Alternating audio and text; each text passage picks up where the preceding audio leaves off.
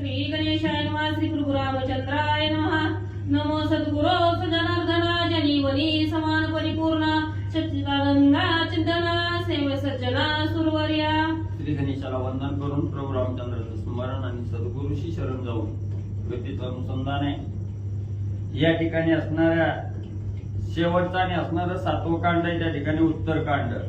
आणि या उत्तरकांडाला असणार त्या ठिकाणी सुरुवात करत असताना गावबा काका सद्गुरूला असणार त्या ठिकाणी आणि वंदन करतायत. सद्गुरूचा असणाऱ्या महिम्याचं वर्णन त्या ठिकाणी गावबा काका करत असताना जे असणारे सद्गुरू आहेत जनार्दन स्वामी आणि या जनार्दन स्वामीला नमस्कार करून त्या ठिकाणी बोलू लागलेले आहे की जनामध्ये राहणारे वनामध्ये राहणारे सर्वांवर समान त्या ठिकाणी कृपेचा वरदहस्त देवणारे आणि सच्चिदानंद देणारे त्या ठिकाणी चिदघन स्वरूप असणार त्या ठिकाणी सर्व असणाऱ्या सज्जनाला त्या ठिकाणी आणि असणारा कृपेचा वरदहस्त ठेवणारे अशा सद्गुरू जनार्दन स्वामी. तू ते गुरुत्वे बंधू जातात तव जनीवनी देखत द्रुपता कार्य कारण कर्तृत्वता तेही तत्वता न देखे. मग कसा असणारा सद्गुरूचा महिमा कसा त्या ठिकाणी गुरुला असणारा नमस्कार करत असताना किंवा वंदन त्या ठिकाणी करत असताना मग गुरु कुठं त्या ठिकाणी ओळखायचा असणारा त्या ठिकाणी जनमानसामध्ये गुरु त्या ठिकाणी बघितला गेला. वनामध्ये असणारा गुरुला त्या ठिकाणी पाहायचं म्हटलं तर तद्रूप अवस्था आहे त्या ठिकाणी.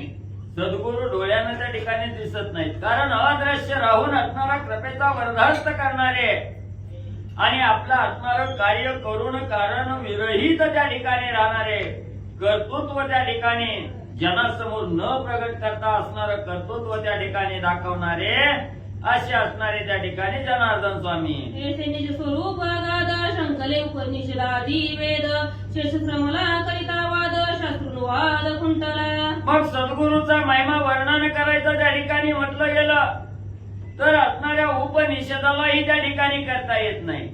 जे असणाऱ्या त्या ठिकाणी भगवंताचं स्वरूप आहे भगवंताचं निज स्वरूप जसं साधकाला त्या ठिकाणी स्वरूपाचा ठाव त्या ठिकाणी लागत नाही तसाच असणाऱ्या सद्गुरूच्याही स्वरूपाचा ठाव त्या ठिकाणी लागत नाही. असणाऱ्या शेषानं जरी विचार त्या ठिकाणी केला की असणाऱ्या सद्गुरूचं स्वरूप त्या ठिकाणी पाहावं पण तो शेष सुद्धा त्या ठिकाणी थकला गेला. उपनिषद सुद्धा वर्णन करू शकले नाहीत. एवढंच नाही शास्त्राला सुद्धा असणारं मौन आणि त्या ठिकाणी पडलं गेलं. परादिवाचाचारी शिनलो धोकल्या दुरी ते मंदमती नरी कवने परी वर्णावे. मग एवढंच नाही असणाऱ्या वाचेनं जर असणाऱ्या सद्गुरूचा महिमा त्या ठिकाणी वर्णन करायचं म्हटलं गेलं तर परापचंती मध्यवाणी वैखरी ह्या चारीही वाचा त्या ठिकाणी म्हणजे खुंटीत होतात. वाचन सुद्धा असणारा वर्णन त्या ठिकाणी करता येत नाही. तिथं असणारा त्या ठिकाणी मी मतिमंद आहे आणि माझ्या मुखानं तर जे शास्त्राला त्या ठिकाणी वर्णन करता आलं नाही उपनिषदाला त्या ठिकाणी वर्णन करता आलं नाही ते मी कवन्या अर्थे मी असणारं वर्णन म्हणजे त्या ठिकाणी करावं. गावबा काका बोलताय तुझ्या स्वरूपा नाही अंत अनंत म्हणता मती भीत द्वैतस्थानी मुख द्वैत बोल बोल तसं ज्ञान. मग एवढंच नाही असणाऱ्या भगवंताचा ठाव त्या ठिकाणी घ्यायचं म्हटलं तर असणारा अंत त्या ठिकाणी लागत नाही. भगवंत कुठं आहे हे डोळ्यानं पाहायचं म्हटलं तरी तो पाहता त्या ठिकाणी येत नाही. आणि जर शोधच त्या ठिकाणी घ्यायचा म्हटलं अनंत ठिकाणी शोध त्या ठिकाणी घेतला तर मती सुद्धा असणारी त्या ठिकाणी मंदावली जाते आणि द्वैताच्या ठिकाणी अद्वैत त्या ठिकाणी येतं. मग तिथं असणारं म्हणजे किती बी असणारं त्या ठिकाणी बडबड केली तरी असणाऱ्या सद्गुरूचं गुणवाद त्या ठिकाणी करताना वाचा मौनावली जाते. तैसे धर्म करिता जनी प्रतिष्ठेच्या पारडा पैसोनी परलोक पावावा मनोनी याला गुणी प्रवर्तती. मग कसं आहे असणाऱ्या त्या ठिकाणी म्हणजे असणाऱ्या जन लोकांचं असणाऱ्या त्या ठिकाणी प्रतिष्ठेनं असणारं म्हणजे भगवंताची पूजा अर्चा त्या ठिकाणी करतात. असणाऱ्या त्या ठिकाणी आपला धर्म त्या ठिकाणी वाढवत असताना प्रतिष्ठा आपलीही त्या ठिकाणी वाढावी नाव लौकिक त्या ठिकाणी व्हावं आणि आपल्याला असणारा मोक्ष त्या ठिकाणी मिळावा परलोकाच्या ठिकाणी आपल्याला आवडीचं स्थान त्या ठिकाणी मिळावं. पण जे साधक असणाऱ्या त्या ठिकाणी म्हणजे अनेक सायास त्या ठिकाणी करतात प्रतिष्ठेच्या मार्गाने असणाऱ्या त्या ठिकाणी म्हणजे पूजा अर्चा भक्ती त्या ठिकाणी करतात. ती किती बी असणारी भक्ती केली की त्या अहमपणामुळे असणारा देव त्या ठिकाणी सापडत नाही तसं सद्गुरूचं कितीही वर्णन केलं तरी ठाव म्हणजे त्या ठिकाणी लागत नाही. मुख बांधोनी मारिता पशु अवधानी संतप्त हुताशु त्या तेही ठकूनी अमरेशु नेत या गणशु निज बळे. मग त्या ठिकाणी असणारं म्हणजे कसं आहे, असणारं जसं म्हणले असणारं मुख असणाऱ्या म्हणजे त्या ठिकाणी एखाद्या बकऱ्याचं असणारं तोंड त्या ठिकाणी बांधायचं आणि असणाऱ्या होमाला आहुती टाकण्यासाठी तो असणारा बळी म्हणजे त्या ठिकाणी द्यायचा. तसं असणाऱ्या त्या ठिकाणी म्हणजे देवाला त्या ठिकाणी टाकवायचं आणि आपलं असणारं जगलौकिकासाठी कार्य करून त्या ठिकाणी द्यायचं. फक्त असणारा होम म्हणजे बकरं असणारं मारल्यानंतर होम त्या ठिकाणी शांत होतोय असं असणारे त्या ठिकाणी काही लोक मानतात. तसंच असणारं मी जगलौकिकासाठी असणाऱ्या भगवंताच्या मंदिरात यायचं, भगवंताची पूजा अर्चा त्या ठिकाणी करायची, त्यानं भगवंत त्या ठिकाणी प्रसन्न होत नाही.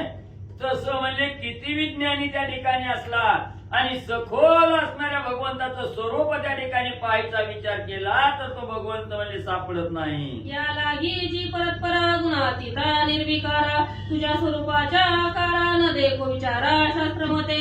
मग याच्यासाठी म्हणजे असणारा त्या ठिकाणी परस्पर स्वरूप असणारा भगवंत आहे, गुणाच्या पलीकडे असणारा गुणातीत निर्विकार, आकार नाही, उकार नाही, मकार नाही असं असणारा भगवंत आहे त्या ठिकाणी. तसं असणाऱ्या भगवंत म्हणजे त्या ठिकाणी आकाराला जर पाहायचं म्हटलं तर तो त्या ठिकाणी दिसत नाही. आकार विरहित निर्विकार असणारा भगवंत आहे त्या ठिकाणी. तसाच असणारा त्या ठिकाणी सद्गुरू त्या ठिकाणी आहे. शास्त्राला जर त्या ठिकाणी शोध घ्यायचा म्हटलं तर शास्त्राला सुद्धा असणारा थांगपत्ता त्या ठिकाणी लागत नाही.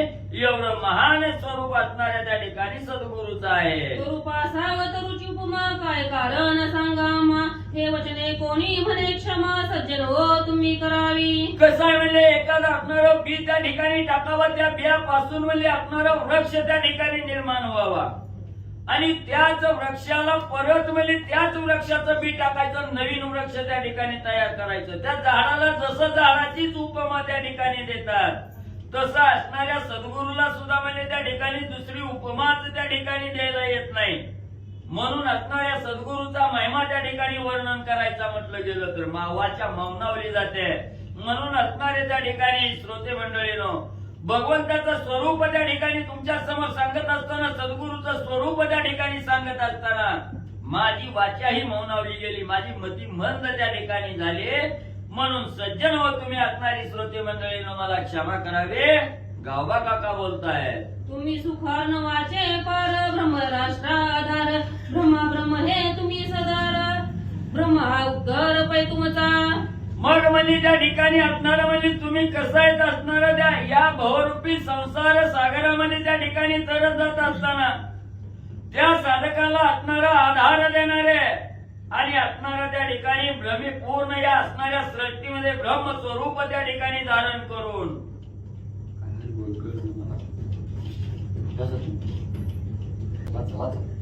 तुम्ही सुखार्न वाचे पार ब्रह्म या राष्ट्राधार ब्रह्मा ब्रह्म हे तुम्ही सदार ब्रह्म हा उदार पै तुमचा. आणि ग्रंथ करते गावबा काका या ठिकाणी सांगतायत तुम्ही असणारे सगळे संत सज्जन जे असणारे भक्त भगवंताच्या भक्तीमध्ये तल्लीन असणारे जे काही भक्त आहेत, संत आहेत, त्या संतांना माझा नमस्कार. तुम्ही कसे आहेत? ब्रह्ममूर्ती संत जगी अवतरले उद्धाराया आले जडजीवा. ब्रह्मरूप असणारे तुम्ही संत आहात. ब्रह्माला जी काही पदवी आहे ती तुमच्यामुळेच आहे. तुमचे निभावे मज देवापण ते तू नारायण विसरलासी. अशा प्रकारे पूर्ण ब्रह्म हे तुम्ही संत आहात. ब्रह्माचं पदवीवर आहे, तुमच्यामुळे आहे असं गावबा काका सांगतात. अमृत पान करिता सुरवर प्रहोनी देती रे कर ते विदेशचे सुपोतार स्वरूप पार तुमचे. अहो अमृतपान जर देव लोकांनी केलं तर तृप्तीची ढेकर ते देतात. तशा पद्धतीने मी कथा सांगत असताना सुखाचा उद्गार म्हणजे हुंकार. तुम्ही कथा ऐकत आहे आणि ऐकणारी संत आहे. मी कथा सांगत असताना जे काही माझ्या मुखामधून शब्द बाहेर पडतील त्या असणाऱ्या शब्दाला त्याचा असणारा उद्गार रूपी जे काही सुखाचा उद्गार आहे तो तुमच्या मुखामधून आल्यानंतर ना अफाट अशा प्रकारचं सुख आम्हाला मिळेल. जसं अमृतपान केल्यानंतर ना देव लोक ढेकर देतात तसं हे असणारी कथारूपीचा हुंकार सुखाचा उद्गार तुम्ही अर्पण करावा. तुमचे कृपावलोकने सुख स्वानंदी बैसे ठाणे प्रब्रह्मीचे बरीचे केने अक्षरदाने स्वरूपजे. अहो तुमच्या कृपा आशीर्वादानं वेळी वाकुडी गायन परी तुझाची मनविन. ही जी काय असणार आहे, मी काय एवढं असणारा अद्भुत चरित्र भगवंताचं लिहिलंय माझ्या बुद्धिमत्तेनुसार, नाही तर तुमची कृपा त्याला आहे. आणि तुमच्या कृपेमुळं ह्या असणाऱ्या सुख स्वानंदावरती ठाण करून बसलेलो आहे. तुमच्या कृपा आशीर्वादामुळं ही अक्षररूपी नाणं आहे.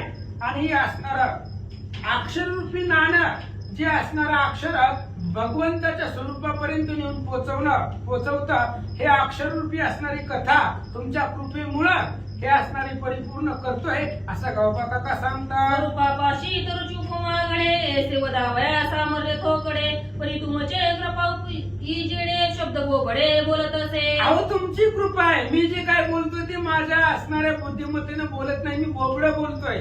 मी काही जरी बोलत असेल तरी गोड मानून घेणारे तुम्ही आहात. वेळे वाकुडे गाईना परी तुझाच मनविन.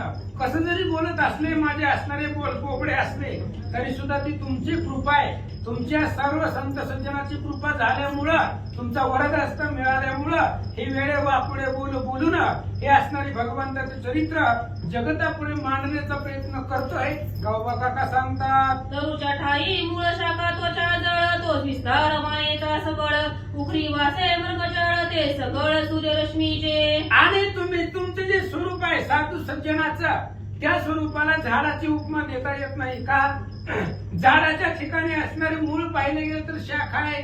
आणि त्या असणाऱ्या शाखाला पुन्हा त्या ठिकाणी पाणी घातलं जातं. पाण्यापासून ते झाड वाढलं जातं. ही सगळ्या मायेचा बाजार आहे. आणि माया ते असणाऱ्या तरुला असल्यामुळं त्या झाडाला तुमची जी काय उपमा आहे ती असणारी झाडाची उपमा तुमच्या स्वरूपाला तुमच्या असणाऱ्या प्रतिष्ठेला तुमच्या असणाऱ्या कृपेला देता येत नाही असं गावबा काका सांगतात. जैसे वटबीज अनुप्रमाण वृक्ष विस्तारला व्यापुने गगन तैसे ब्रह्म सूक्ष्म सान ब्रह्म सनातन पयसे. उदाहरण दिलं वडाचं झाड आहे.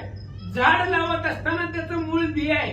बी सूक्ष्म असतं, लहान असतं, छोटंसं असतं. पण त्या बियापासून मोठा भव्य दिव्य असणारं झाड तयार होतं वडाचं. तशा पद्धतीने तुमची कृपा आहे. तुमच्यापासून तुमच्यामुळे ही असणारं ब्रह्म लहान आहे पण सूक्ष्म आहे. ती ब्रह्म पण सनातन आहे. संपूर्ण जगामध्ये व्यापक आहे असं गावबा काका सांगतात. दिटी व करिता तुम्हा प्रति मी तरी केवळ मंदमती जनक बाळ भाषणी प्रीती म्हणून विनंती करीत असे. अहो तुमच्या पुढे जर धीटपणा करायचं म्हटलं तर मी मंदमती आहे. तुम्ही कृपा केल्यामुळे मी आतापर्यंत एवढं चरित्र वर्णन केलं. नाहीतर तुमच्या पुढे धीटपणा करण्यासाठी मी कसा आहे मतिमंद आहे. जसं वडिला पुढं लेकराने काही जरी बडबड केली तरी वडिलांना ते गोड लागतं, आवडतं. म्हणून त्या लेकराच्या पद्धतीने तुम्हाला विनंती करतो ऐका. शिवगणामध्ये अग्रगण्य जया नाव गजवदन सद्गुरु विनायक नाही भिन्न तथापि नमन तयासी. आणि शिव महादेवाचे जे गण आहेत त्या गणामध्ये अग्र जे काय असणारे महत्वाचं मुख्य गण आहे तो गजवदन आहे. गणपती बाप्पा आहे. आणि गणपती बाप्पा आणि सद्गुरु यांच्यामध्ये भेद नाही. दोन्ही एकच आहे. जे गुरुवरी आहेत तेच असणारे गणपती बाप्पा. आणि सद्गुरुला गणपती बाप्पाच्या जागेवरती ठेवून मी त्या असणाऱ्या गणपतीला नमस्कार करतो. मूषकवाहन एक दशक शैलजमान सचंदन उरगे कवळून विघ्न निर्विघ्न करीत असे. मूषक वाहन आहे असं असणारा गणपती बाप्पा आहे. एक दशन आहे. एक असणारे दात गणपती बाप्पा आहेत. उंदरावरती उंदीर ज्यांचं वाहन आहे अशा प्रकारचे. आणि उंदीर त्या ठिकाणी असणारं ज्यांचं वाहन आहे असे गणपती बाप्पा. नित्य निर्विघ्न करण्याचं काम गणपतीचं आहे. कुठल्याही प्रकारचं संकट भक्तावरती येऊ न देणं अशा गणपतीला विनंती करतो निर्विघ्नपणे हे असणारं भगवंताचं चरित्र पुढे चालावं असं म्हणून नमस्कार माझा गणपती बाप्पाला असो. आता वंदू शारदा जननी जिने बोलती हंसवाहिनी विना पुस्तक धारिणी सज्जनाला गुणी कृपाळू. आता शारदा सरस्वती आहे. विद्येची देवता म्हटलं जातं. ती असणारी शारदा सरस्वती जी हंसावरती आरूढ झालेली आहे. हातामध्ये विना एक पुस्तक आहे. विद्येची असणारी माता सरस्वती ती असणाऱ्या सरस्वतीला सगळ्या सज्जनाला की कृपाळ वाचणारी ती भगवती आहे आणि त्या सरस्वतीला माझा नमस्कार असो. तिचेही कृपा दृष्टी होय मुखी वाचते आहे पांगळा पर्वत लंघित आहे यथा ते संदेश असे अहो ज्या सरस्वतीची कृपा झाल्यानंतर न मुखम करोति वाचालम पंगुम लंग येते गिरिम येत कृपातम वंदे परमानंदे माधवम. अशा प्रकारे भगवंताची ते असणाऱ्या शारदेची जर कृपा झाली तर जो काय असणारा मुख आहे त्या मुखाला सुद्धा वाकशुद्धी येईल, पांगुळाला सुद्धा पर्वत चढता येईल, याच्यामध्ये तिला मात्रही संदेह नाही. फक्त कृपा त्या भगवतीची झाली पाहिजे. आता वंदीजे सद्गुरु जो का मेघापेक्षा उदारू ज्याचे स्मरणे संसारू स्वप्नी साचारू दिसेना. आता सद्गुरूला माझा नमस्कार वंदन असो. जो असणारा सद्गुरु मेघापेक्षा उदार आहे, पावसा आकाशापेक्षा सुद्धा असणारा उदार सद्गुरु आहे आणि त्या सद्गुरूचं स्मरण केल्यानंतर ना जन्म मरणाच्या संसारामधून तरुण जाईल एवढा उदार असणारा तो सद्गुरु आहे आणि त्या सद्गुरूला माझा नमस्कार असो. ते वर्णावया वाणी वेदी मुग रोगुनी शास्त्रे नेती नेती म्हणून म्लानवदनी परतली. आणि त्या सद्गुरूचं जर वर्णन करायचं म्हटलं तर असणारा वेद सुद्धा वेदाला सुद्धा ते शक्य नाहीये, म्हणून शास्त्राला सुद्धा वर्णन करता येत नाही. सद्गुरूचं वर्णन कोणालाच करता येत नाही. अशा असणाऱ्या वर्णनाच्या पलीकडचे ती सद्गुरू शास्त्रे सुद्धा त्या ठिकाणी थोटावली गेली. वेद आहेत ते त्यांना सुद्धा मौन पडलं, खाली असणारे म्लान मधून बसले, त्यांनाही जमलं नाहीये. एवढा अफाट महिमान सद्गुरूचा आहे. आता पलिसा रामाचे चरित वाल्मिक वदला नागत त्याची देश भाषा प्राकृत श्रोती चित्त पैदीजे. आता ऐका भगवंताचं चरित्र. वाल्मिकांनी अनागत भविष्य घडायच्या आधी जी काही लिहून ठेवलेलं आहे ते असणारं भगवंताचं चरित्र आहे. देश भाषा आहे, महाराष्ट्र भाषामध्ये प्राकृत मराठी भाषामध्ये तुमच्या पुढे मांडलेलं आहे. आता लक्षपूर्वक भगवंताचं चरित्र पुढचं इथून पुढं कथा ऐका. रजनीचर समस्त प्रबळ झाले जी भूत त्याच्या वदा लागी ते तर विभूत विनवती विष्णूसी. आणि असं झालं होतं, राक्षस वाढलेली होती आणि जमिनीला भार झालेला होता, अधर्माचं वज वाढलेलं होतं. म्हणून वत्सरूपी पृथ्वी ब्रह्मापाशी जाय नेत्र वाहे तो हे सांगत असे. म्हणून सगळे असणारे देव लोक पृथ्वी भगवान श्री विष्णूकडे गेली राक्षसाच्या त्रासाला आणि भगवंताकडे काय विनंती करतात. एक गाये लक्ष्मीकांता राक्षस करीती उत्पत्ता त्याची या वदाची चिंता युक्ती आता विचारी. आणि सगळ्या देव लोकांनी सांगितलं भगवंत ऐका, राक्षस खूप माजलेले उन्मत्त झालेले, सगळा धर्म मोडलेला आहे. मग या राक्षसांच्या निवारणासाठी आणि धर्म संस्थापनासाठी तुम्ही काहीतरी करा.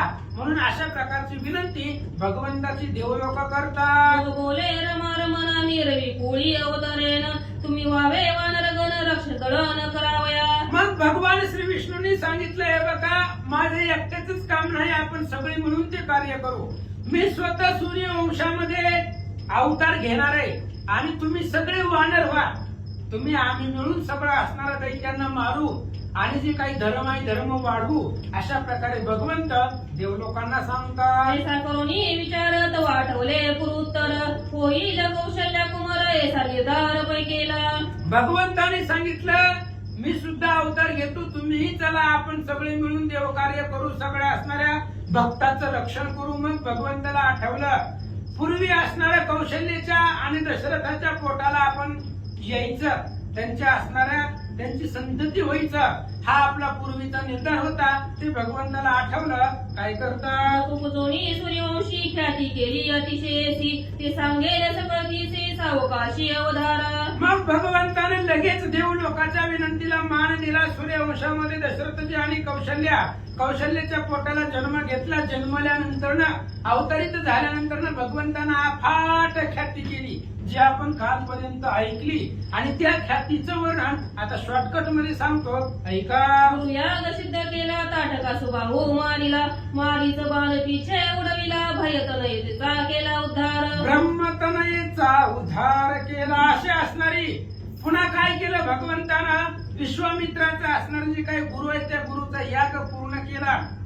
ताटिकेला मारलं, सुबाहूला मारलं, मारीचाला आकाशामध्ये उडवलं. ब्रह्मदेवाची मुलगी अहिल्या, त्या अहिल्याचा उद्धार भगवंताने केला. शिवचाप भंगी केले जनकाचे मन निषेध निसंदेह केले जानकी ते पर्णिले मानविले भार्गवते तिथून पुढे विश्वामित्रासोबत मिथिलेला गेले. मिथिलेला गेल्यानंतर ना परशुरामाचं धनुष्य ते धनुष्याचे तुकडे केले, त्याचा भंग केला.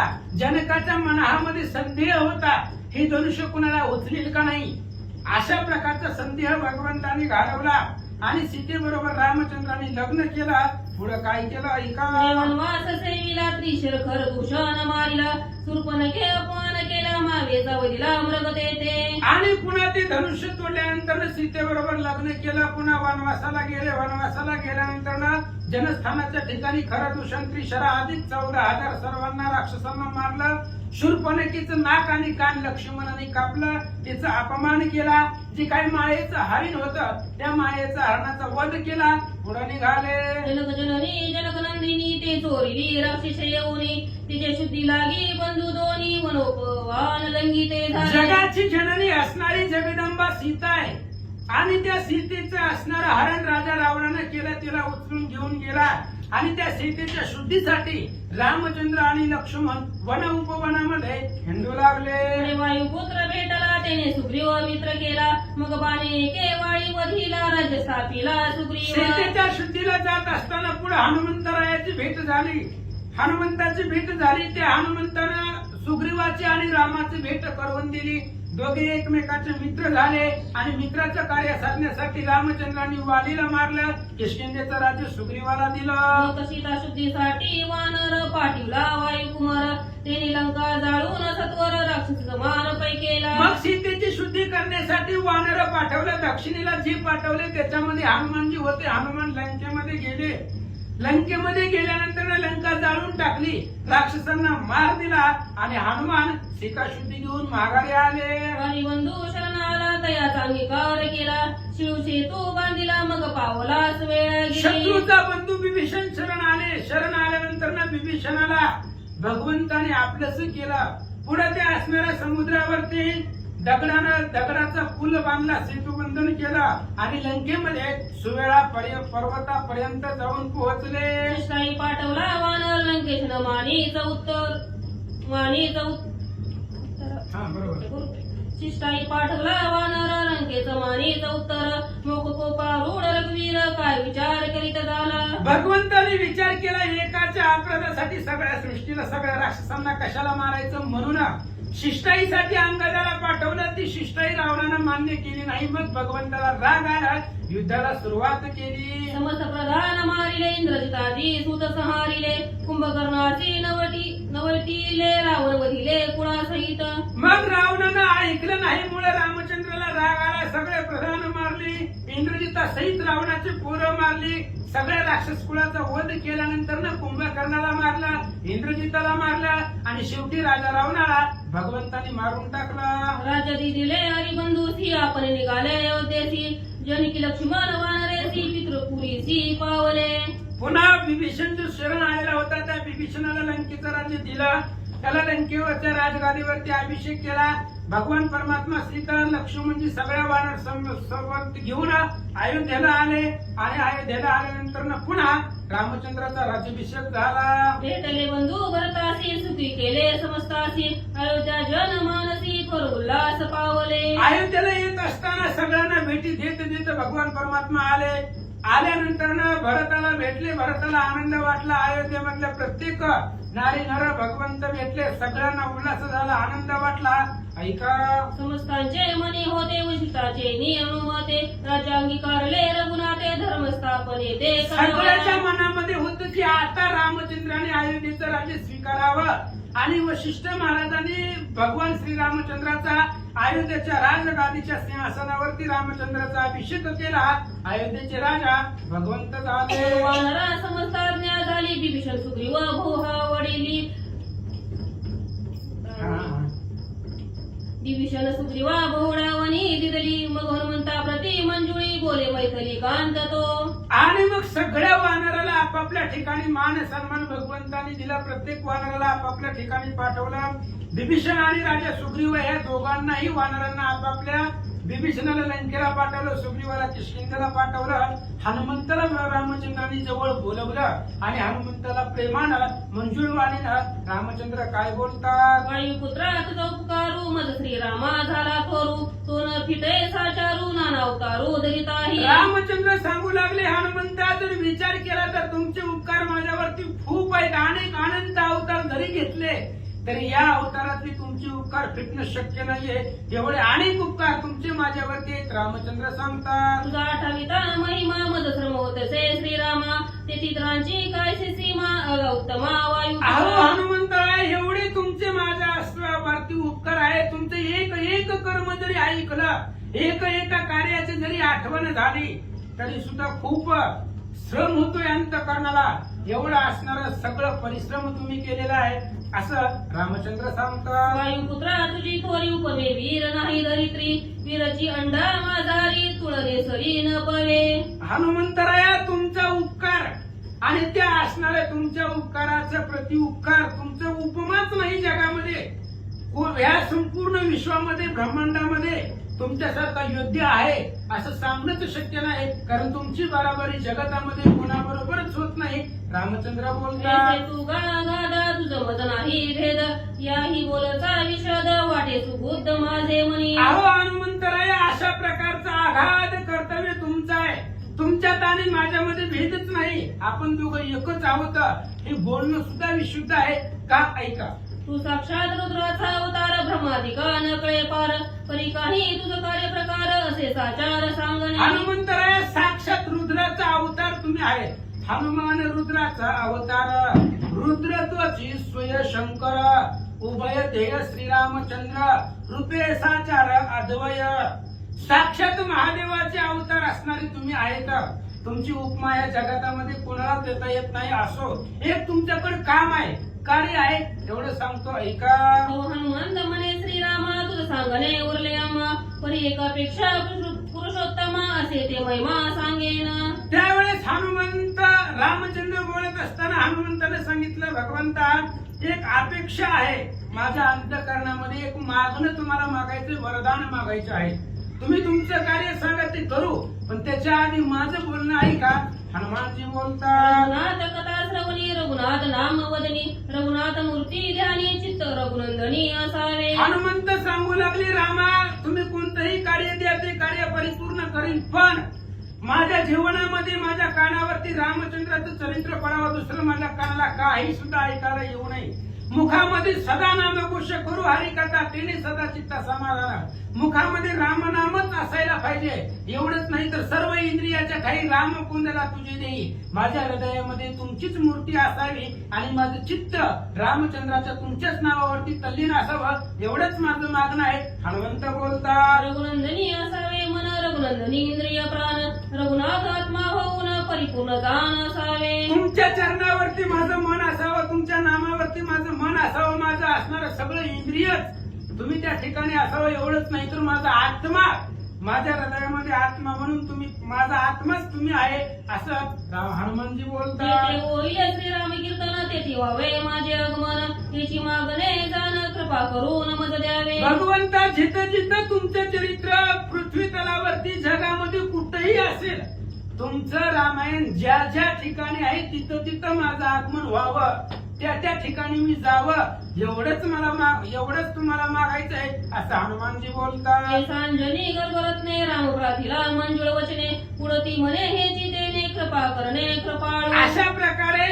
अंजनीचं असणारं सुपुत्र, अंजनीचा असणारा मुलगा हनुमंतरायाचं ते मागणं होतं. परत परत तेच मागू लागली, दुसरं काही सुद्धा नको. हेची दान देगा देवा तुझा विसर न व्हावा, एवढंच पाहिजे मला. मला दुसरं काही सुद्धा नको. परत परत परत माझं हेच मागणं आहे. हनुमंतराय बोलतात, सोनी बोली जे सीतारमणे हे काय घेतले तुझे निमने आता निज स्थाना जाणे केले पावणे अवश्य. हनुमंताच्या बोलण्यावरनं रामचंद्राला हसू आलं. सांगितलं, हनुमंतराय, तुम्ही हे पाठीमागही मागितलंय आणि तुम्हाला जसं अपेक्षा आहे तसं मिळेल, पण आता तुम्हाला तुमच्याकडे कार्य आहे, निज स्थानाला तुम्हाला जायचं आहे. कुठं जायचं सांगतो ऐका. मग हनुमंते ते अवसरी प्रदक्षिणा करुनी जोडल्या करी मस्तक ठेवूनी चरणावरी अतिसत्वरी निघाला. लगेच भगवान श्रीरामचंद्रांनी सांगितल्याबरोबर हनुमंताना भगवंताच्या चरणावरती पायावरती डोकं ठेवलं, हात जोडले, भगवंताला प्रदक्षिणा केल्या आणि निघण्याच्या तयारीमध्ये होतोय तेवढ्या तो परतोही पाय कपिवीर तव श्रीराम बोले उत्तर एक आठवले कार्य थोर ते सादर अवधारी. आणि हनुमंतरायानं जाता जाता एकदा भगवंताकडे परतून माग वळून बघितलं. त्यावेळेस रामचंद्रांनी सांगितलं, हनुमंतराया आताच माझ्या मनामध्ये मला एक कार्य आठवलंय जे तुमच्याकडे काम सोपवावं असं माझ्या डोक्यामध्ये एक विचार आलाय, सांगतो ऐका. पूर्वी तया दशानने तप केले राज्यकारणे मग शंकर प्रसन्नपणे बोले वचन तया प्रती. आणि हनुमंतरायाला रामचंद्र सांगू लागले, ऐका हनुमंतराय, पूर्वी त्या रावणानं कठोर अशा प्रकारचं तप केलेलं होतं. राज्य मिळण्यासाठी तप केलं, महादेवाची प्रार्थना केली, महादेव प्रसन्न झाले आणि रावणानं काय मागितलं ऐका. माग माग रे ये समयी जे इच्छा असेल ते देईल पायी ऐसे कोणी ते समयी बोले लवलाही रावण. रावणाच्या तपश्चर्येवरती महादेवजी प्रसन्न झाले आणि महादेवाने सांगितलं, रावणा काय मागायचं ती बिनधास्तपणे माग. असं महादेवाचं अभय वचन ऐकल्यानंतर राजा रावण विनंती करून मागणं मागू लागला ऐका. प्रसन्न झालासी विश्वनाथा तरी अक्षयी राजे द्यावे तत्वता पुत्र बंधू हृदय पूर्णता इतुकी आता मज देई. महादेवजी प्रसन्न झाल्यानंतर रावणाने लगेच मागितलं, भगवंता प्रसन्न झाला तर अक्षय राज्य द्या. मी जे राज्य करणार आहे ते राज्य अक्षय असावं, त्याचा कधीही विनाश होऊ नये. पुत्र पौत्र संतती सुहदपणा सगळं मला प्राप्त व्हावं असं रावण मागू लागला. मरण यावे विबोधान हाती मरण यावे विबुधा हाती आज्ञा वदावी समस्ती. मरण न यावे विबुधा हाती आज्ञा वंदावी समस्ती. सुवर्णीचे नगर वस्ती द्यावे कृपा मूर्ती कृपाळू. राजा रावणानं महादेवाला मागितलं, भगवंता मला विबुध म्हणजे देव लोक, देवांच्या हातून मला मरण येऊ नये. पुन्हा माझी आज्ञा सगळ्यांनी वंदावी, अख्ख्या विश्वामध्ये माझी सत्ता चालावी, माझ्या आज्ञेमध्ये संपूर्ण विश्व राहावं आणि मला राहण्यासाठी सोन्याचं नगर मिळावं एवढंच मला द्या. राजा रावण मागू लागला. ऐसे कोणी राक्षस वचन संतोषला उमारमन हे तुझ दिले संपूर्ण परिमरण चुकेना. त्यावेळेस रावणाचं बोलणं महादेवाने ऐकलं. महादेवाने सांगितलं, रावणा सगळं मिळेल तुला, सोन्याचं नगर मिळेल, पुत्र पौत्र संतती मिळेल, तुझ्या आज्ञेमध्ये विश्व राहील, परिमरण चुकेना, पण मरण चुकणार नाही. ती मरणारच आहे, कारण जे जे आकारात ते आले ते नाशात हे पावले. जे जननी जठरी नाही जन्मले ते अमर झाले सर्वस्वे. जी जन्माला आले ती मरणारच आहे, त्याच्यामुळं सगळं तुला मिळेल पण मरण चुकणार नाही. शिरकमळी पूजला चंद्रमौळी म्हणून पावला दहाची साळी आश्चर्य नळी नरी भूमंडळी दुसरा बळी असेना. आणि रामचंद्र सांगतायत, हनुमंतराया त्या रावणानं एवढी तपश्चर्या महादेवाची केली, महादेवाला मुंडकी अर्पण केली आणि महादेवाला प्रसन्न केल्यामुळं महादेवानं ती असणारी 10 शिर राजा रावणाला अर्पण केली. हे असणारं आश्चर्य सगळे असणाऱ्या जगतामध्ये भूमंडळामध्ये झालं. रावणासारखा बलवान जगतामध्ये दुसरा योद्धा नाही असं भगवंत सांगतात. दुसारी कुशे जगन्नाथा माझा कोण प्राण हाता तो सांगा माझी आता संदेश तत्वतान धरावा. महादेवाने सांगितलं सगळं मिळेल पण मरण चुकणार नाही. त्यावेळेस लगेच रावणाने विचारलं, मरण आहे म्हणतो मला, मग कोणाच्या हातून आहे सांगा. मला मारणारा जगतामध्ये कोण आहे, माझा प्राण हरण करणारा या जगामध्ये कोण आहे ही मला सांगा असं महादेवाला रावण विचारू लागला. शरीर असे प्रारब्धहीन दुःख दुःख भोगी प्रारब्धे करून ब्रह्माधिकान सुटे जाण प्रारब्ध पूर्ण बळवंत. आणि रावण सांगू लागला, ऐका, शरीर जे आहे ते प्रारब्धाच्या अधीन आहे, दैवानुसार बुद्धी होय ते तुझं झाले काय. माणसाची बुद्धी ही त्याच्या प्रार्थनेनुसार चालत असते, म्हणून एकमेकाला बोल ठेवून याच्यामुळे झालं त्याच्यामुळे झालं, कुणाचं वाटलं कोणामुळे काही होत नाही. शरीर प्रारब्धाच्या अधीन आहे, माणसाचं जीवन त्याच्या नशिबाच्या बाहेर कुणाला जाता येत नाही. सुख दुःख जी माणसाला आहे ती त्याच्या प्रारब्धानं भेटतं. प्रारब्ध ब्रह्मादिक देवादिकांना सुटलं नाही असं सांगू लागले. प्रारब्धे इंद्र भागांकित प्रारब्ध हे जडत्व प्राण प्रारब्धे शुकनग्न भूत पृथ्वी इंडद स्वइच्छा. प्रारब्धाने इंद्राच्या असणाऱ्या शरीराला हजार भग पडली गेली. प्रारब्धामुळं आईला जड दगड व्हावा लागला. प्रारब्धामुळे शुक महाराज असणारे व्यासपुत्र शुक नग्न त्या ठिकाणी हिंडले गेले, पृथ्वीवरती हिंडू लागले. प्रारब्धाचा महिमा आहे असं सांगतात. प्रारब्धे हरिचंद्रे सूर्यवंशी दान दिले विश्वामित्रासी तारामती सहितसी आपणासी तेने डोंबासी विकिले. अहो हरिश्चंद्र राजा कशानं झालाय? फक्त प्रारब्ध आहे. फक्त शर्यत लागली होती महाराज विश्वामित्राची आणि वशिष्ठ महाराजाची. ह्या शर्यतीमध्ये असणारे हरिश्चंद्रला रान हिंडावं लागलं, बायका मुलाला विकावं लागलं आणि डोंबाच्या इथं मसलवाद्यामध्ये राखण म्हणून राहावं लागलं. ही कशामुळे घडला? प्रारब्ध आहे. प्रारब्ध कुणालाही चुकत नाही असं सांगतात. प्रारब्धे दमयंती नळ तेने भोगिले अवकळा प्रारब्धे बळी भूपाळा तेने पाताळा वामने. अहो नळ आणि दमयंती काय त्या नळ राजाची आणि दमयंतीची अवस्था झाली. एकच वस्त्र होता. नळ राजाने बघितलं ते दमयंतीला अरण्यामध्ये असणाऱ्या वसाळ अरण्यामध्ये पडलेली अंगावरचं वस्त्र कापलं, अर्ध वस्त्र तिच्या अंगावर टाकलं, ह्या असणाऱ्या अर्ध्या वस्त्रामध्ये नळ राजा तिला सोडून गेला. ही प्रारब्धानं घडलं गेलं. नळ आणि दमयंतीची जी अवस्था झाली ती प्रारब्धानं झाली.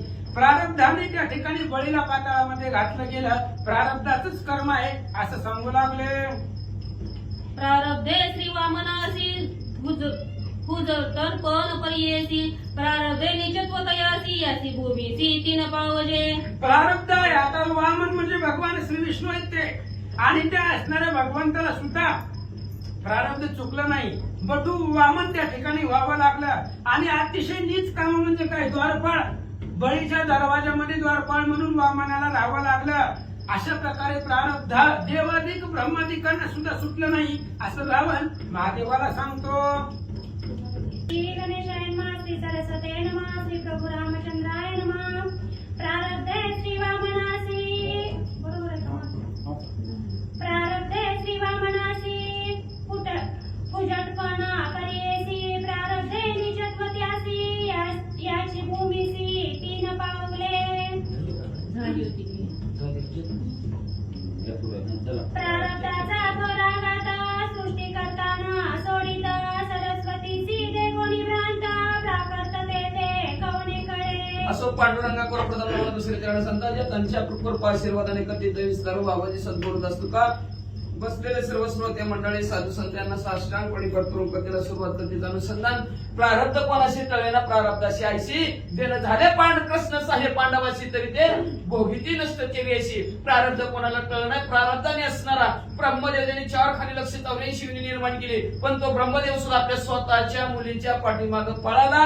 असं प्रारब्धाने ब्रह्मदेवाला सुद्धा सोडलं नाही. या लागी शैलजनाता प्रारब्ध बळवंत समजता त्या प्रारब्धाची महिमा वर्णिता शेषई सर्वता.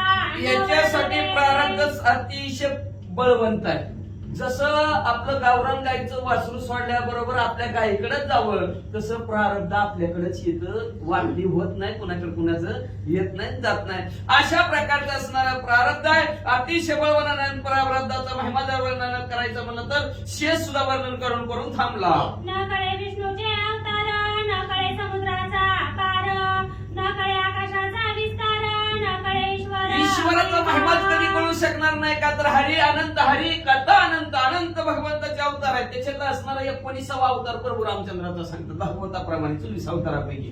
अनंत असणारे भगवंताचे अवतार झालेले आहेत. म्हणजे अनंत जसं असणारा समुद्राचा असणारा पार आजपर्यंत कुणाला कळत नाही, आकाशाचा विस्तार कुणाला कळत नाही, तसं भगवंताचा महिमा आजपर्यंत कुणाला कळला नाही. न कळे शंभूचे तप, न कळे विष्णूचा प्रताप, न कळती योगीश्वरा मूप कोण कोटे विचरती. आजपर्यंत महादेवजीचं तप कुणाला कळलं नाही, विष्णू भगवंताचा प्रताप कुणाला कळलं नाही. एवढंच नाही, योगेश्वर योग आणि ईश्वराला जोडणे ह्याला म्हणतात असणार योगेश्वर. ईश्वराला जोडणारे जसं अनेक जगताच्या ठिकाणी जसं फिरतात आजपर्यंत पत्ता कळला नाही ते.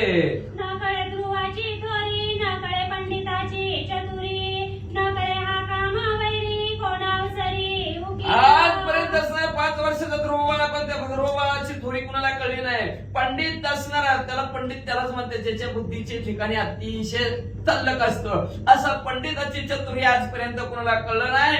एवढंच नाही, कामरूपी वैरी कधी डोकं काढते वर आजपर्यंत कुणाला कळलंच नाही. न कळे आईचे थोरपण, न कळे बिनाचे चळण, न कळे विहंगम उड्डाण स्थूल स्थान नेन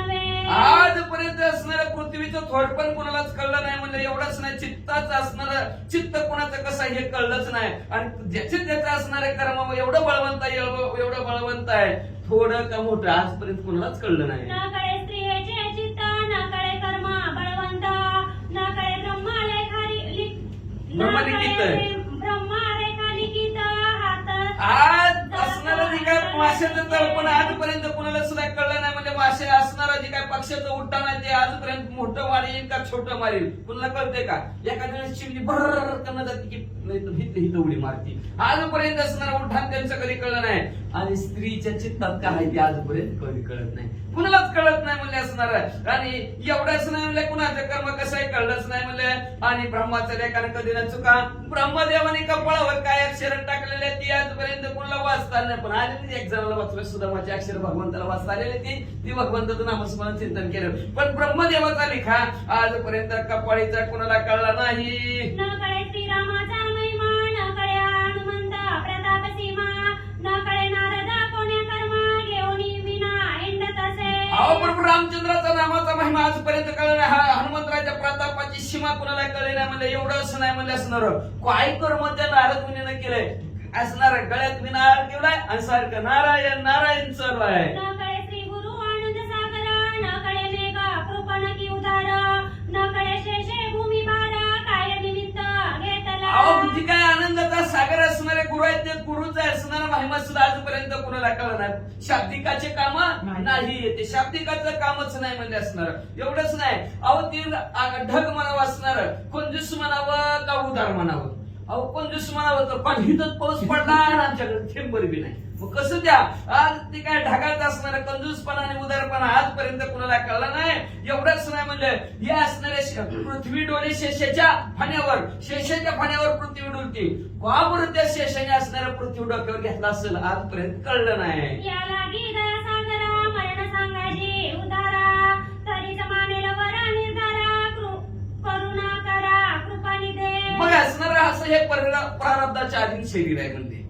राजाराव नाही आणि नारद मुनी त्याला दिसते नारद मुनीला सांगू विचारू लागला दयेचे सागर असणाऱ्या उदार अंतःकरणाचे असणाऱ्या माझ्या मनाला वाटेल करुणेचं सागर तुम्ही सांगा बरं मला माझं मरण कधी आहे कसला अवघड विचार नाही विचारलं मरण कधी आहे सोनिया बोले शूळपाणी रावण ऐक सत्यवचनी मरण पुससी मज लागोनी तरी ऐक श्रवणी लंकेचा महादेवजीला हास्य आलं महादेवजी म्हणू लागले ऐक राजा सांगतो तुम्हाला मरण असणार मला विचारलंय तर लक्ष देऊन ऐक वाराणसीच्या उत्तर पारी अयोध्या नामे महानगरी येथे आजीची उदरी होईल क्षत्री दशरथ ऐका राजारावांना तर राजारावांना त्यावेळेस महादेवजीला माहिती होतं राजारावांना मग आपलं माहिती आहे सगळं आपलं सुद्धा माहिती असतं फक्त डिक्लेअर केलेलं असतं ज्या दिवशी जन्मले त्याच दिवशी मरायची तारीख फिक्स असते टाकलेली कुठं कसं काय मरणार सगळं लिहिलेलं असतं फक्त निमित्त तिथपर्यंत गेला काय कळलं नाही फिसला पण नेला त्या दिवशी तुझं लिहिलेलंच होतं किती बी अडवायचा प्रयत्न करा काही करा संपतच आणि अशा प्रकारचं असणारा महाराज राजारावला सांगू लागले ऐक राजारावने असणारा वाराणसी आहे त्याच्या उत्तर दिशेला अयोध्या नगर आहे त्या अयोध्या नगराच्या ठिकाणी आज राजा आहे आज राजाच्या कोटी दशरथ राजा जन्माला येतील ज्येष्ठ कौशल्या सद्विद्या बरं हा श्री सुमित्रा साधुवंद्या कौशल्य अविद्या आणि त्या असणाऱ्या दशरथ राजाला 3 पत्न्या त्याच्यातली थोरली असणारे सद्विद्या रूपी असणारे ज्ञानवान असणारे कौशल्य माता दुसरे असणारे साधू संताला वंदने असणारी सुमित्रा आणि तिसरी म्हणजे अविद्या अज्ञानी असणारी कैकई असे ह्या 3 पत्न्या त्या कौशल्य उदरी श्रीराम अवतरेला पूर्ण ब्रह्मा सुमित्राचे उदरी शेषनारायण सुमित्रे उदरी शेष परम पुरुषोत्तम जन्मेला आणि त्याच कौशल्य मातेच्या उदराच्या ठिकाणी प्रभू रामचंद्र पूर्ण ब्रह्मा अवताराला येतील आणि सुमित्रेच्या पोटाच्या ठिकाणी म्हणजे असणारा शेषनारायण पुरुषोत्तम असणारे अवतरित होतील कैकई उदरी भरत शत्रुघ्न दोघे पुत्र सुलक्षण चौघे कीर्तिवंत गण पुण्य पावन कैकईच्या उदराच्या ठिकाणी भरत आणि शत्रुघ्न असे हे महान कीर्तिवान पृथ्वीच्या तलावर जन्माला येतील बाबा त्या रामास्ते तुझा घात होईल जाणं निश्चित हे ऐकून तटस्थ चिंताक्रांत आणि त्या प्रभू रामचंद्राच्या हातून तो मरशील म्हणल्यावर राजा रावण ततस्तत की धरून काळजीच करायला लागला त्या दिवसापासून. ऐसा तो राक्षस संहारीला सहपरिवारे निर्दाळीला सिद्धी झाली देव कार्याला आनंद आणि असं तर राक्षस राजा रावण संपवलं, आपल्या परिवारासहित संपवलं, देवांचं कार्य परिपूर्ण झालं, सगळ्या संसाराला आनंद झाला. तरी तुम्ही आता ऐकीजे श्री राज्यात आपण जाईजे तयांचे संगोपन कीजे सावचित्ते बरी वियापरी. मग आता असणारे प्रभू रामचंद्र हनुमंतरायाला सांगू लागलेले आहेत, आता तुम्ही काय करा, आता माझा ऐका, तुम्ही स्त्री राज्यात जावा. बघा ते नवनाथामध्ये कथा आली, हनुमंतराय स्त्री राज्यात गेले. मग असणाऱ्या स्त्री राज्यात जावा आणि तिथला व्यवस्थित असणार विचार असणारा राज्यकारभार व्यवस्थित चालवा. ते संचारण होऊ द्यावा पुरुषाचा राज्य धर्म रक्षावा तयांचा षण्मासाच्या अति उपकाराच्या घर गजरे पुरुषाचा गर्भपात. तुम्ही तिथं असणारा त्या स्त्री राज्यामध्ये पुरुषाला येऊ देऊ नका आणि राजाचा धर्म असा चालवा 6 महिन्याला तिथं भुभुकार टाका आणि तुम्ही भुभुकार टाकल्याबरोबर पुरुषाचा गर्भपात होईल.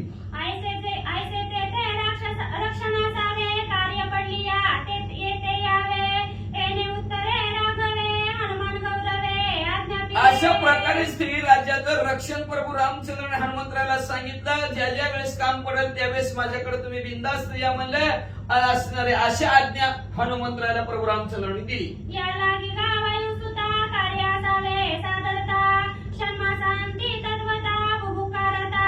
त्याच्यासाठी हनुमंतराया आपल्या कार्यात तुम्ही तत्पर राहा. 6 महिन्याला भुभुकार स्त्री राज्यात टाका. तया भुभुकारे करुण सिद्ध कार्य होईल जाण ऐसा श्रीरामे वर देऊन हनुमाना लागी बौडविले. अशा प्रकारे तुम्ही भुभुकार केलं की असणार तुमचंही काम होईल, माझंही काम होईल म्हणजे असणार अशा प्रकारचा आशीर्वाद प्रभू रामचंद्रांनी दिला आणि हनुमंतरायाचे असणारे तिथून म्हणजे रवानगी केली. ऐसी आज्ञा केली सीतारामने ती श्रीवंदिली वायुनंदने पुढे कथावरती रीती वचने सावधाने असो अशा प्रकारची आज्ञा प्रभू रामचंद्राने हनुमंतरायाला दिली. हनुमंतरायाने आज्ञा शिरसावंत मानली, स्त्री राज्यात उड्डाण मारलं. पुढे कथा काय झाली ऐका. अनागत भाष्य रामायण वदला वाल्मिक आपण संख्या शतकोटी प्रमाण ते कथानुसंधान असो म्हणजे असणाऱ्या अनागत मध्ये भविष्य रूपी असणारे कथा म्हणून रामायण इतिहास बी आहे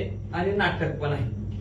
इतिहास म्हणजे पूर्वी लिहिलं आणि नाटक म्हणजे ते लिहिलं तसं वागणं, त्याला नाटक म्हणतात. वाल्मिक ऋषीनं लिहिलं असणार आणि तशा प्रकारे देवाला वागवावं लागलं. अशा प्रकारचं असणार शतकोटी 100 कोटी श्लोकाचं रामायण वाल्मिक ऋषीनं लिहिलं गेलं आणि ती कथा ऐका म्हणतात. वाल्मिक थोरा उपकारी झाला आपण तरुणी जनतारीला रामनामाचा सुकार केला जन लाविला मोक्ष पंथे. थोर उपकार असणारा वाल्मिक ऋषीनं आपल्यावर केला, स्वतःही रामनामाने तरला आणि अख्ख्या जगात रामनामाचा सुकाळ केला आणि जन असणारा मोक्ष पंथाला त्या वाल्मिक ऋषीनं लावलं. आपण तरुणी वा, वा, वा, वा. तरतारी संसारी तयावंती जय सुरवरी स्वयं श्री हरी सन्निधी. लक्षात ठेवा, आपण तरुणी इतरांशी तारे तोच असणारा धन्य बरं का जगताच्या ठिकाणी, या संसाराच्या ठिकाणी. किती पुण्य लागेल महाराजाला, आहे का नाही. स्वतः नामस्मरण करते तर एवढ्यांना नामस्मरण करायला होते, आहे का नाही. तोच एक दानशूरदाता जो हरिनाम स्मरवी. दानशूरदाता जगताच्या ठिकाणी कोण असेल तर भगवंताचं नामस्मरण करायला लावणारा आणि स्वतः आपण करतोय आणि दुसऱ्याला ताणतोय, तो धन्य जगताच्या संसारी म्हणजे असणार त्याचं असणारं वंदन करा. देव सुद्धा असणार करतात आणि एवढं असणार भगवंत त्याच्या बरोबर सारखेच असतात. आता त्यांनाच अनुभव कसे असतात वाचा.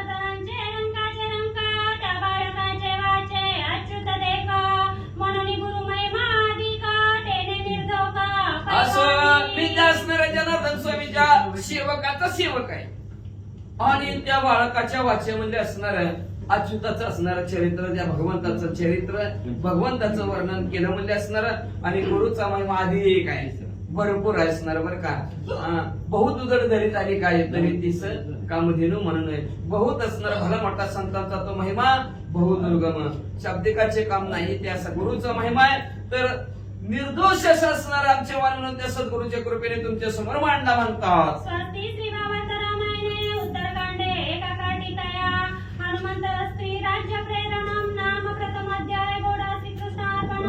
शुभम भवतु पुंडलिकवधारी विठ्ठल श्री ज्ञानेश्वर